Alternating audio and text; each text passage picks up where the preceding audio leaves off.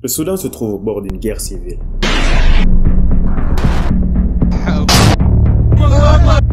Depuis le 15 avril 2023, les Soudanais sont pris au piège d'une guerre meurtrière qui oppose les deux de facto dirigeants du pays. D'un côté, vous avez Mohamed Hamdan Dagalo, plus connu sous le nom de Hemeti. Il est le chef des forces de soutien rapide. Et de l'autre côté, vous avez Abdel Fattah al-Burhan, qui dirige les forces armées soudanaises. Il co-dirige le pays depuis 4 ans, peu après la révolution de 2018. Qui avait causé la chute du régime d'Omar el-Béchir lors d'un coup d'état perpétré par ces deux mêmes hommes. Au moment où je fais cette vidéo, plus de 12 000 personnes ont perdu la vie et plus de 7 millions d'autres ont fui le pays, trouvant refuge dans des pays comme le Tchad, la Libye ou encore l'Éthiopie. Alors laissez-moi vous expliquer comment ces deux hommes ayant auparavant combattu côte à côte se retrouvent aujourd'hui dans un conflit sans fin, plongeant leur pays dans le chaos. Mais surtout, laissez-moi vous expliquer qui sont ces principaux acteurs qui se cachent derrière ce conflit, ceux-là même à qui profite cette guerre au Soudan, tout en soutenant le candidat qui servira au mieux leurs intérêts. Hey, avant que je continue, je voudrais prendre le temps pour remercier toutes les personnes qui se sont abonnées grâce à la première vidéo. On est plus de 100 abonnés et ça me fait énormément plaisir. Notez que ça me prend énormément de temps pour réaliser ces vidéos. Et savoir qu'il y a des personnes à qui ça plaît me donne encore plus de force à continuer. Et le prochain objectif serait d'atteindre les 1000 abonnés le plus rapidement possible. Celle-ci est la première vidéo de l'année et je sais que ça a pris plus de temps que prévu. Mais j'essaierai d'être le plus constant possible au cours de cette année. Si c'est ta première fois sur ma page YouTube, bienvenue et fais comme chez toi. Surtout n'oublie pas de t'abonner et partager autour de toi. Alors, retournons à nos moutons car il y a énormément de choses dans cette histoire que vous devez savoir. Il faut savoir que le Soudan a connu plusieurs conflits depuis la prise de son indépendance. Mais celui d'aujourd'hui est en grande partie dû à cause d'un seul homme, Omar el-Béchir, qui a dirigé ce pays pendant 3 décennies. Il arrive au pouvoir à la suite d'un coup d'état sanglant en juin 1989. Il dissout le Parlement soudanais, interdit les partis politiques et introduit la loi islamique. Mais le Soudan n'en était pas à son premier coup d'état. La plupart des présidents de ce pays ont été par la suite renversés par leur armée. Alors el-Béchir, conscient qu'il pourrait subir le même sort, va lui être différent de ceux qui l'ont précédé. Il mettra en œuvre une stratégie appelée coup-proofing, ou protection contre les coups d'état. Il s'agit de s'entourer de protecteurs tout en maintenant chacun sous contrôle, de manière à éviter tout risque de renversement. C'est à ce moment qu'il va renforcer l'armée soudanaise et entretenir de très bonnes relations avec elle. Et il va compter sur elle pour éliminer toute opposition afin de rester au pouvoir. Par exemple au début des années 2000, lors d'une guerre civile dans le sud du Soudan, où les forces armées soudanaises ont maltraité les civils sous son commandement. Mais il va aussi s'entourer d'une autre armée plutôt spéciale. Au printemps 2003, une révolte se forme dans cette région du pays. Le Darfour faisait face à une grosse crise économique. Sa population majoritairement composée de groupes ethniques non arabophones a été historiquement négligée par le régime d'Omar el-Béchir. Alors pendant que la majorité des forces armées soudanaises se trouvaient encore dans le sud, les groupes rebelles attaquent les forces gouvernementales à l'aéroport d'Al-Fasher. En conséquence, el-Béchir, au lieu de s'appuyer sur les forces armées soudanaises, décide d'armer une milice arabe locale de la région, connue sous le nom de Janjaweed. Ce groupe était brutal. Ils seront responsables par la suite de la destruction de plus de 3000 villages, causant la mort de plus de 300 000 Darfouris. Après de longues années de conflits entre le nord et le sud, une nouvelle nation naît en juillet 2011. Le Soudan du Sud, emportant 75% des ressources pétrolières qui soutenaient le pays. Un coup dur pour l'économie soudanaise, laissant el-Béchir dans une position vulnérable. Pour renforcer son pouvoir à nouveau, il va donner au Janjaweed le statut officiel de force de soutien rapide, avec Hemeti comme chef. Et pour le fidéliser, el-Béchir lui accorde une autonomie financière. Il lui permet d'acquérir des mines d'or au Darfour. Ses troupes servent de mercenaires dans la guerre au Yémen en échange de compensations financières. De plus, il organise clandestinement le transfert d'armes dans des pays comme le Tchad et la Libye. Cette milice, autrefois responsable de crimes contre l'humanité, s'est transformée en entreprise militaire lucrative. Alors pendant qu'il était occupé à rendre ces deux armées riches, le peuple du Soudan continue à souffrir. Mais à partir de 2018, le peuple en avait marre. Une révolution éclate dans tout le pays.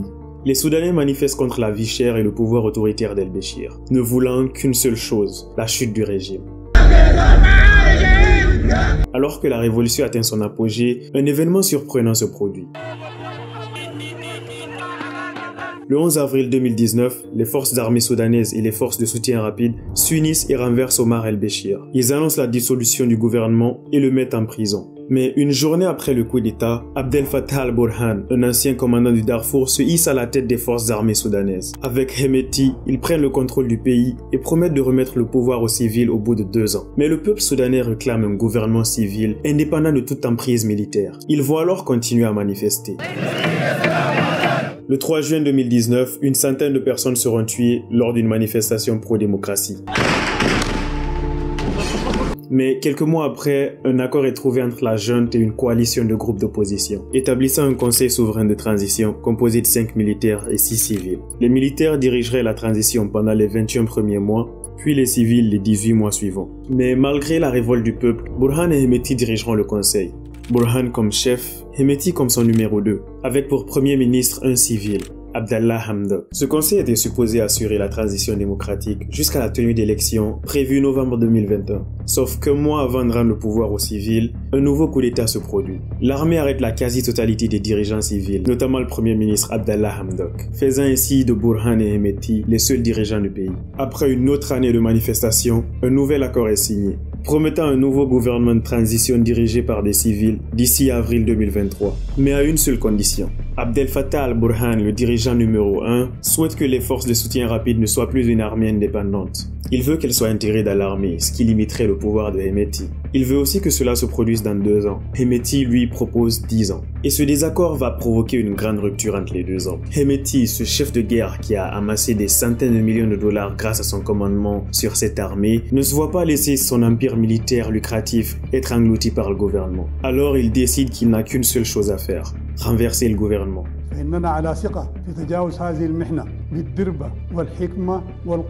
Le 15 avril 2023, Hemeti déploie des milliers de ses hommes à la résidence de Burhan, déclenchant ainsi une fusillade qui va plonger le pays dans le chaos. Burhan arrive à s'échapper de justesse et le conflit s'étend dans toute la capitale. Mais ce conflit censé opposer 2 chefs de guerre se battant au détriment du pouvoir devient rapidement une guerre que les grandes puissances économiques surveillent de près. Le Soudan est un pays bien situé géographiquement.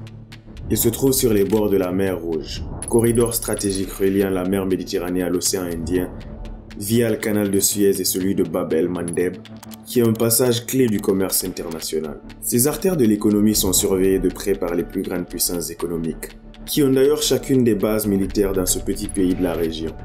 Son sous-sol regorge de plusieurs ressources naturelles comme l'or, le pétrole, le cuivre, le zinc et le plomb, mais aussi de chrome, d'uranium, de manganèse et d'éléments de terre rares. C'est donc pour ces raisons principales que certaines puissances économiques se disputent le contrôle de cette région. Les Émirats arabes unis jouent un rôle majeur à cet égard. Ce pays est l'un des plus grands investisseurs au Soudan.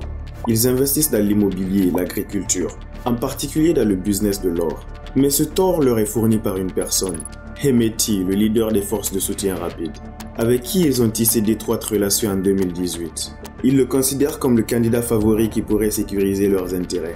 C'est pourquoi ils n'hésitent pas à le soutenir en lui fournissant des armes et des munitions pour gagner cette guerre. Wall Street Journal a cité des responsables ougandais qui ont affirmé avoir trouvé des armes dans un avion cargo censé transporter de l'aide humanitaire émirati à des réfugiés soudanais au Tchad.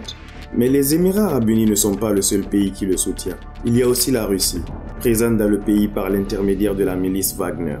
Ils sont au Soudan depuis des années et offrent des formations militaires aux hommes de Hemeti. En retour, Hemeti facilite l'extraction de l'or pour les compagnies écrans russes. Il leur a aussi promis la réalisation du projet de construction d'un port et d'une base navale russe sur les côtes soudanaises. Un reportage de CNN montre que le groupe mercenaire fournit aux forces de Hemeti des armes qui pourraient aider à combattre les forces armées soudanaises, en collaboration avec le général libyen Khalifa Haftar. L'homme fort de la Libye n'est que redevable à Hemeti, qui lui a été d'une grande aide dans le passé. Il y a aussi le voisin du Nord, qui doit faire très attention dans son choix de candidat. L'objectif du maréchal al-Sisi est de sauver le pouvoir central du Soudan. Mais l'Égypte ne peut pas se prononcer publiquement sur son choix parce qu'ils reçoivent de l'aide financière de la part des Émirats arabes unis pour faire face à la crise économique qui ronge le pays depuis la chute du régime de Ben Ali. Puis nous avons l'Arabie Saoudite et les États-Unis qui interviennent en tant que médiateurs dans le but de prévenir des conflits dans cette région de la Corne de l'Afrique où les tensions persistent depuis des années. En attendant, le peuple soudanais souffre. Autrefois responsable d'une révolution qui leur a permis de rêver d'un Soudan démocrate, ils sont pris dans le piège d'une guerre non voulue, faisant d'eux les seules réelles victimes de ce conflit.